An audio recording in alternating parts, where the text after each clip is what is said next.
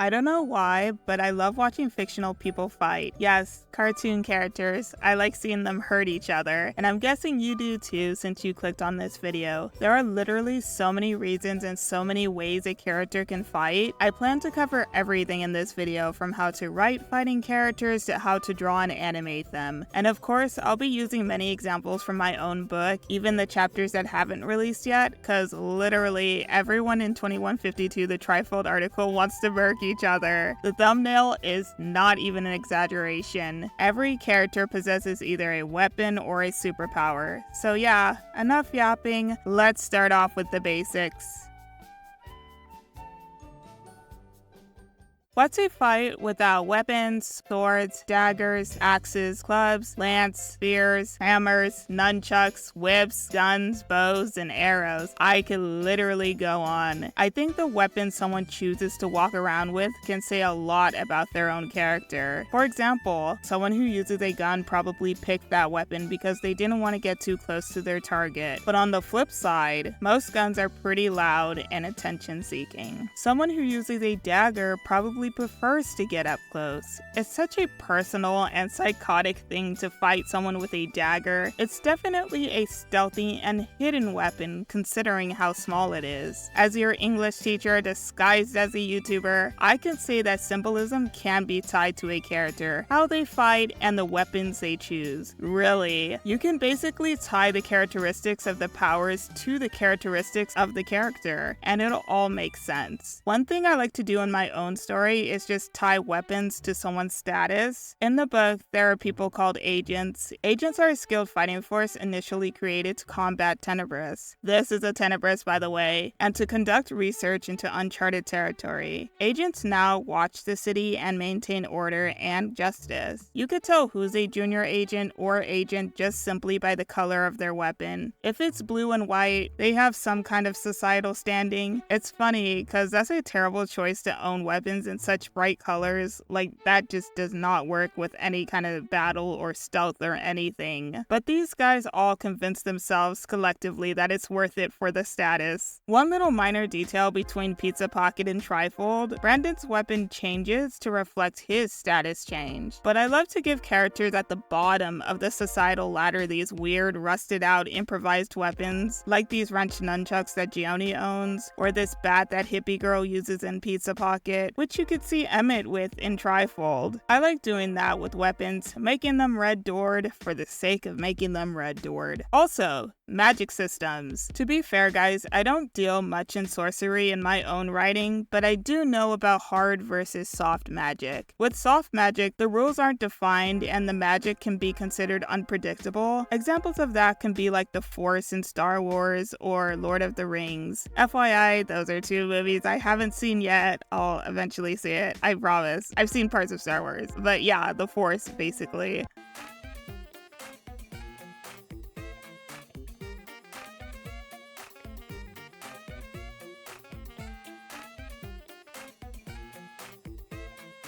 Anyways, with hard magic, the rules are defined, and with that, there are limitations, like how waterbenders can't bend without water present, or how a god kid can't wish for breakfast after 10:30 a.m. Stuff like that. So yeah, writing magic can be pretty fun. Again, I haven't written too much magic in my books, but Skylar is one of my OCs who has plant-based powers, like vine power palms and organic control, with the limitations being that they need an excessive amount of water to execute it. Plus, depending on the location, they're either very strong or very weak. Skylar gets their energy from the surrounding area's plants and mammals, kind of like the spirit bomb from Dragon Ball, but also like not that. Cause like instead of it being one giant ball of power that they kill with, the energy is more so used to give them energy, and in turn, it gives them powers. It's just a shame that the world is basically a dead wasteland, and it's evident in Skylar's whole demeanor that they're constantly fatigued. But the moment Skylar is in an area with more life, their powers become more powerful, only because their entire life they've lived under the worst conditions. I like to use the allegory of someone training for a mile run with weighted shackles to their ankles, but the moment those shackles are off, they become an amazing runner without the restraints, probably even beating those who never once had those kinds of restraints. So yeah, definitely consider their surrounding environment with their ability to fight effectively. Also, we have Diana from that one video, a story for OCs without a story. If you recall, her powers was that she needs to draw constellations like Ursa Major in order to summon a bear, with the rules being if she draws the constellation wrong or too slow, the magic won't work. Also, while working within hard magic rules, it'd be a sin if I didn't mention this. Please, don't give your characters new abilities out of nowhere. If I establish that Diana's powers are just the constellation thing, and suddenly there's a problem where, I don't know, she's stuck in the bottom of the well, it'd be so terrible if I randomly gave her the ability to fly, cause flight was never her powers. That's what we call a forced solution. Don't use magic as an excuse to give lazy solutions. Now, if she summoned like every bird constellation to get her out, it'd be stupid as all hell, but it makes sense because it aligns with her powers. So yeah, I hope that gives more of an idea of what a character can do to become battle ready, but still there is so much more to get through. On January 31st, 2023, I started wrapping up my first book, and after 100,000-ish words, I finally thought I had a grasp of my own characters. So I made this drawing and showed it to someone. It was a list of all of my OCs from strongest to weakest. Supposedly, this chart is absolutely cooked and absolutely wrong. Maybe if I titled this highly skilled to least skilled, that would make this chart correct. And if I were to really show who was physically strong to physically weak, it'd look more like this. There is a difference between being skilled and being strong. A skilled fighter is usually good with whatever weapon they have or their superpower or whatever. It's a repetitive thing, practicing that skill over and over to achieve the desired result of killing. Strong characters, on the other hand, usually work with their body and physique, doing cardio, dead weights, that kind of stuff. They don't need a weapon necessarily to fight because their body is the weapon. Their punch, their kick, that's all they need. I'm about to make the craziest example, and I need you guys to stick with me on this. To better explain a skilled fighter versus strong, imagine if Katniss Everdeen and Floyd Mayweather got into a fight. Who do you think would win? If Katniss had her bow, and Mayweather brought his fists, obviously Katniss would win. She's just way too skilled with that bow. Now, if we took away her bow and threw these two in the ring, then of course Mayweather would win. Katniss, in the books at least, I haven't watched the movies yet, is described as being skinny and underfed. Katniss is not gonna win any fist fights against this dude. Now what if Mayweather brought his Russian machine gun to the fight while Katniss brought her bow? It could be anyone really, since they're both good shots. Sure, a machine gun is more powerful than a bow and arrow, but if you can't aim, it doesn't matter. At that point, it's all about who has the better strategy. I can make more hypotheticals about Katniss versus Mayweather, but I'll save that video idea for another day. Right now, I kind of want to talk about Mulan, aka the queen of strategizing. I mean, even before the fighting, you could see some of her strategizing routes. Like her writing her notes on her arm, her tying the chicken feed to little brother. It usually ends badly, but hey, a strategy is still a strategy. She realized that she couldn't memorize all this, so she found a way to get around that. She didn't want to feed the livestock, so she found a way around that. It's realizing a shortcoming that you have and working around that shortcoming. Of course, my favorite scene, the avalanche scene, shows what a decent strategy can do. Chang was so ready to play fair. He was all like, "If we die with honor." Like, I don't know about you, boo, but if my commander said that, I'd be making that face too. Like... Anyways, Mulan's strategy to steal the rocket instead of aiming it at Shan Yu, she aimed it at the mountain, killing the majority of his army. And just like every other crazy Mulan strategy, it ends somewhat poorly with her getting injured and exposed as a woman. I think that's what I love about strategizing characters. 1, they realize they're unmatched, so they artificially raise the playing field by using their heads. And then number 2, it's like a monkey's paw kind of situation. Like, sure, you get your desired result, but like, at what cost? Now let's look at this goofy little chart again. You could see that Hippie Girl is stronger than she is skilled, and in chapter 26, she has to fight Bree. They both are required to use lances per tournament rules. Hippie Girl, compared to every other character, has no training with a lance. So how does she beat everyone in the tournament despite not being skilled? She made a modified lance that is heavier, so when she does hit someone, they probably break a rib or something and can't get back up. She basically cheated, and and just like every other bad strategy, she gets found out and gets beaten. So, but you know what? Cheating is cheating. But someone could say that Mulan cheated, but you know what, guys? It's not cheating. It's strategizing. I think it's cool to have a couple of characters who are disadvantaged with being weak or unskilled. You know, speaking of weakness, that's such an important part to fighting characters. Putting aside all the weapons and magic and whatnot, you have to ask, who is the person doing the fighting and why are they fighting? For many pieces of media, the most common reasons are like, if I don't fight, the world as we know it is gonna cease to exist, or something like that. Or, you know, you killed someone close to me, now I'll seek my revenge. Or, if I don't fight, they'll take away my land and freedom. Oh no! Some junk like that, you know? But whatever it is, the motivation should be solid and believable. If you know me well, you know that I love apocalypse stories, and most motivations in apocalypse stories stems from the need for survival. There's nothing more fun to me than watching people who can't fight try to fight in order to survive. Confidence and motivation is everything. I know this is a goofy little art channel, but like, hey, do you guys want to talk about the Vietnam War? It's pretty much a good example of that fact. There's many reasons why the US lost that war, but one of the known reasons is the lack of public support and confusion on what they were even fighting for. I mean, I had an art teacher who committed draft evasion during that time, and it's crazy how many old people I know who have stories about how they either got drafted or avoided the draft. I'm yet to meet someone who actually volunteered for this. Meanwhile, you can compare this to like World War II, and you can see the clear motivation of, oh, they just bombed Pearl Harbor, let's go fight. And that kind of thing just raises confidence and motivation compared to,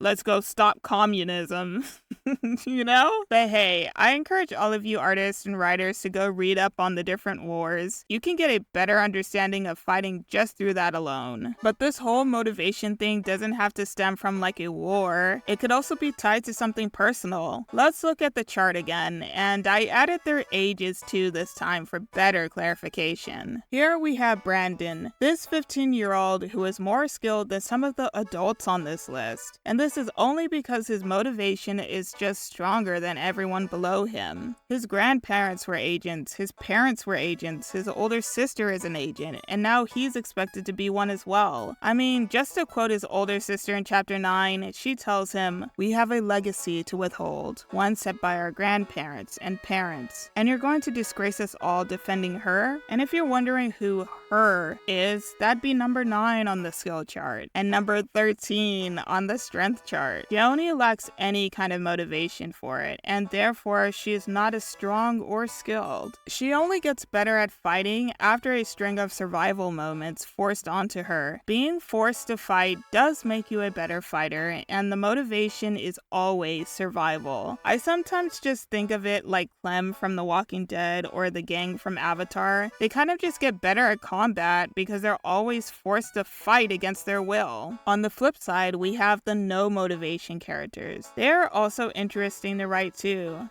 Let's go back to the chart, shall we? The number 2 skilled and the number 1 strongest character also happens to be the one who is the least motivated. It's Darren, aka the guy I keep forgetting to add eyebrows to for some reason. Anyways, let me read his bio. Agents. Non-agents and delinquents can agree that Darren is the best agent. He has the skill and was the valedictorian of 2151, but he's considered the only good agent because he's compassionate to everyone. It's a shame then that he hates his job with a burning passion. Only a year in and he's counting the days until retirement. As a result, his performance started to falter and he began sleeping during his shifts. Top of his class, yet he's now demoted to being the South Tower Guard. So yeah, he's just bored when it comes to fighting. Being good at something without a challenge can be very demotivating. This man is definitely suffering from success, and in turn, it's making him less successful. And it extends further from there. In chapter 15, Darren fights Gioni. Ooh, spoilers!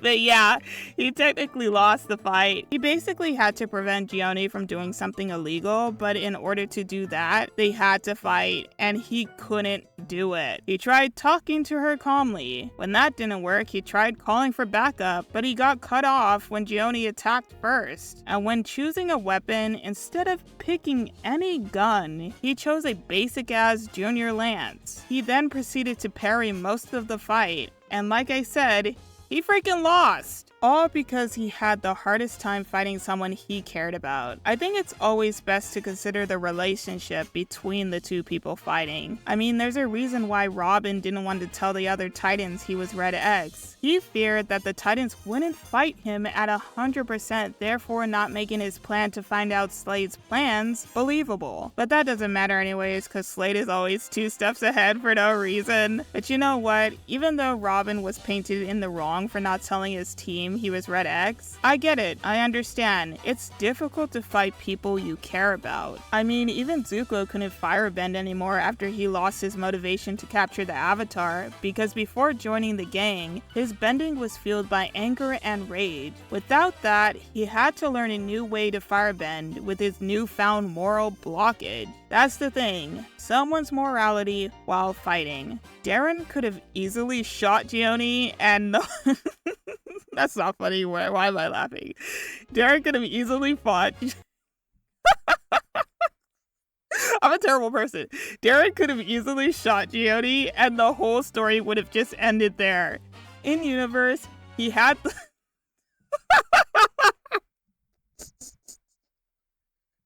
Sorry guys, wait, give me like a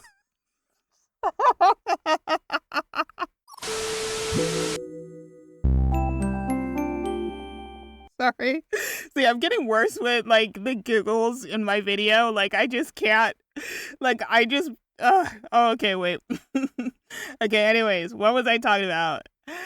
Derek could have easily shot Gioni. The whole story could have ended just there and then. In universe, he had the legal right to do so. Literally, no one would have questioned his decision, but good old weak human emotions got in the way. You know, guys, it's about that time in the video where we unironically whip out the alignment chart. When fighting, some characters couldn't harm their opponent. Others would probably seriously injure them. Others would just straight up kill them. It's all part of their alignment and their personality. And to make this a bit more mathematical, I'd say their personality plus their motivation equals how well they do in a fight. Okay, enough about writing. Time to give some art tips, because I promise I do so. And this is an art channel after all. Just give me like 5 seconds as I try to beat the imposter syndrome out of myself. My absolute favorite time period in art would definitely be the Baroque period. The way these guys painted figures were so exaggerated and dynamic. The way the figures are always stretched out in these unnatural yet very beautiful poses. The characters are so dramatic and full of movement. Even the expressions is just chef's kiss. Now, you may not get this impression from my little cartoony doodles without me saying it out loud, but I am inspired by Baroque art to create figures that are also a bit unnaturally dramatic in their posing. These poses are not realistic at all. But whether it's my book or Baroque art, I just find these kinds of posing very fun to look at. You know what else is pretty dynamic, exaggerated, and full of movement? Fighting poses! And for the same reason I love the Baroque period, I also love looking at fights. It gives me a good excuse to draw them, and it also makes me kinda happy. I'll definitely encourage pushing the pose while drawing a fight scene, or a fight pose, or whatever. So how do we draw these?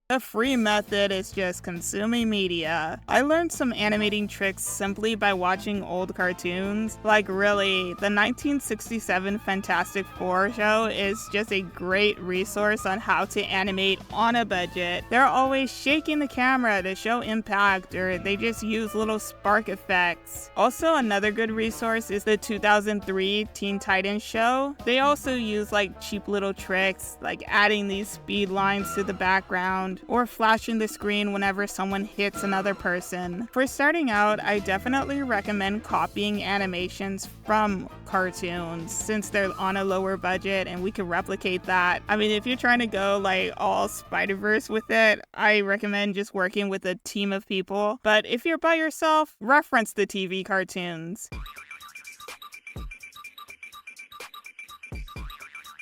That's how most people learn, myself included. Also, if you like anything that I animate, I literally post every single frame on my website. I don't care how ugly the frame is. I posted every single one just so you can get an idea of how I did it. It's a thing I wish most animators did, so that's kind of why I started doing it, because I was seeking it myself, just to help anyone who is curious. But yeah, that's some tips on animating action. One thing that is absolutely crucial when drawing fighting characters, you need to understand how to draw anatomy. The faster you can get that out of the way, the easier life gets, I swear. And while we're at it, foreshortening is another good thing to learn as well. But you know, guys,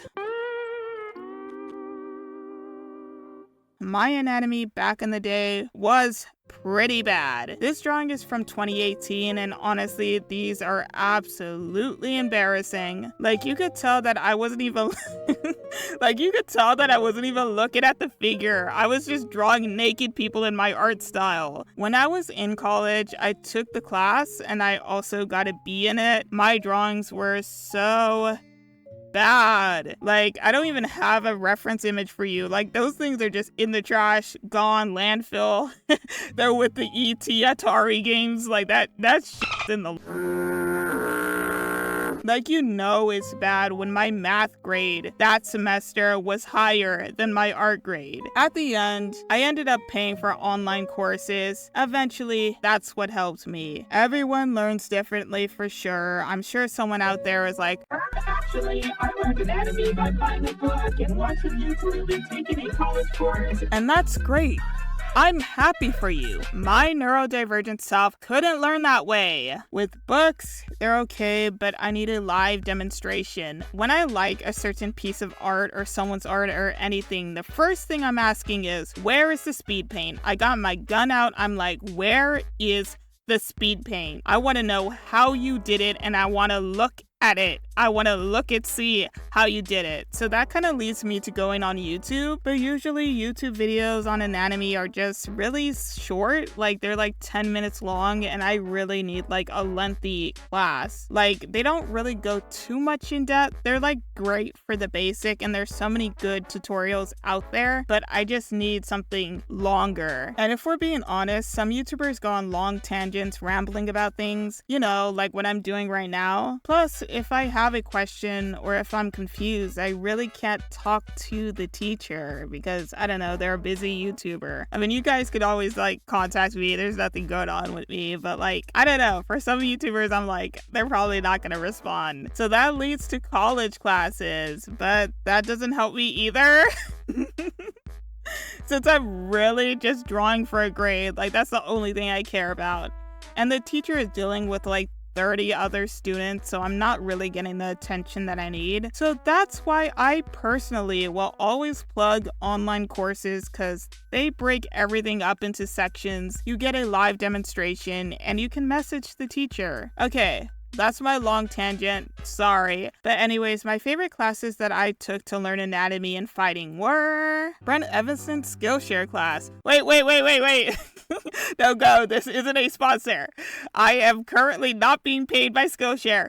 I repeat, I have not sold my soul to Skillshare, but I did, back in 2020, sign up for a Skillshare class and took Brent Eviston's class. It was called The Art and Science of Figure Drawing, and I'm telling you, that's when I finally learned anatomy. These are two of the drawings that I made during that course, and when you compare it to like my older anatomy escapades, you can see that there was some improvement here going on. And so that's why I highly recommend it. Like literally anyone who's like, I want to learn anatomy, I'm like, just take this class. And no, I do not know Brent. Brent does not know me. I just know that this class is very good. If you don't want to go to Skillshare, he also has his website where you can find the course. But guys, I think it's cheaper on Skillshare. But I digress. The next course that I love is Tom Fox's Basic Principles of Drawing People from Imagination. I think this dude also has a book, but it's all pretty cool because it sure helped me understand foreshortening better. It's overall a good class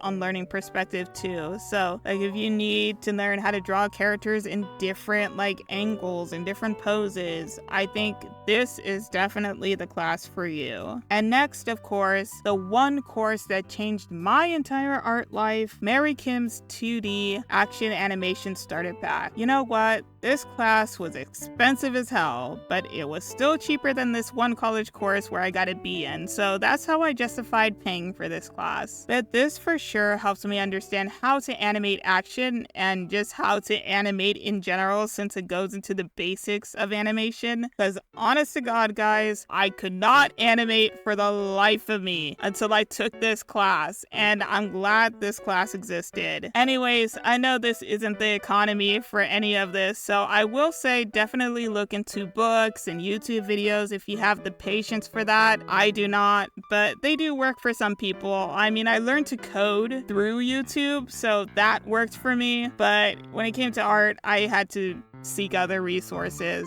That's just me. Also, don't forget just simply to play around with more games and more cartoons, watch more anime, just see how they do it on the screen and try to replicate that. Just practice it, just copy it, you know?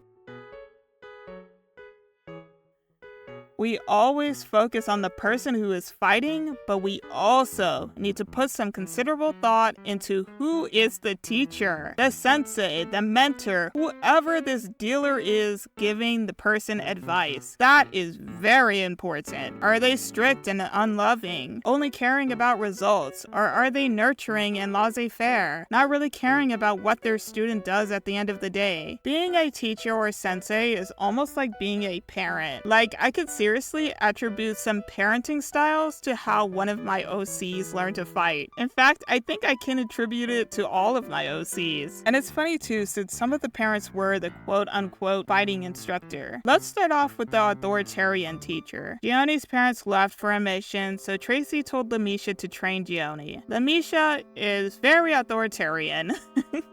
She's not very kind either. She's always angry when Gioni messes up, even when it's a complete accident, and instead of spending that time actually training and learning, she's punishing her by assigning her lance twirls for any bad mistakes she makes. Source a la Pizza Pocket. And in turn, Gioni doesn't care to learn. She avoids Lamisha and is even scared of her. That's why Gioni sucks at fighting. Next, we have the permissive teacher. I think Hippie Girl's mom is a good example of that. Hippie Girl's mom, I never gave her a name.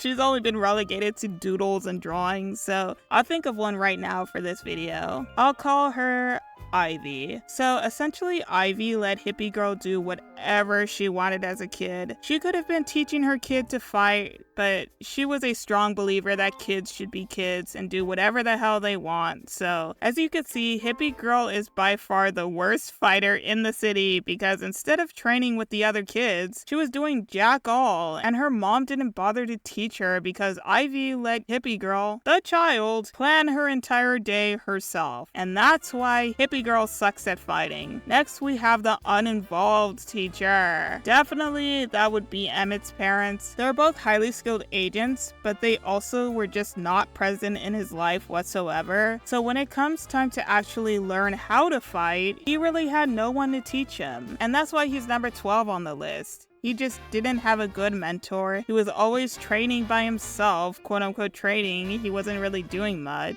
And one little thing, if you notice on the thumbnail, I drew Emmett's fighting pose like this. His stance is so poor. His center of balance is completely off. This dude cannot fight, and it's because of his parents who were awful teachers.